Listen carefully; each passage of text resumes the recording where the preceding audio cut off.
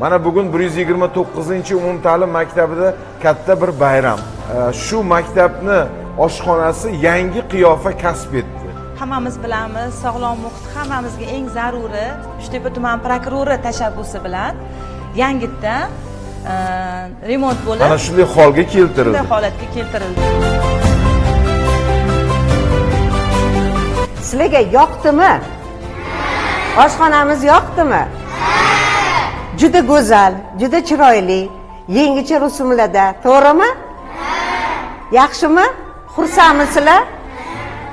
Avvalambor maktabimizga rahbariga, qovursa prokuratura prokuroriga, qovursa avvalambor prezidentimizni qarorlari bilan o'quvchilarni juda ham ovqatlantirish masalasi, ularning sog'lig'i masalasi juda qattiq ko'tarilgan edi.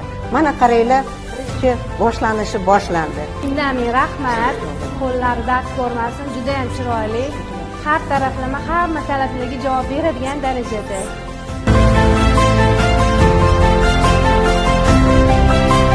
Rahmat. Demak, tadbirkorimizni yordami bilan ham mana shunday qiyofani kasb etdi. Biz sizga minnatdorchilik bildiramiz tuman hokimligi, tuman prokuraturasi nomidan.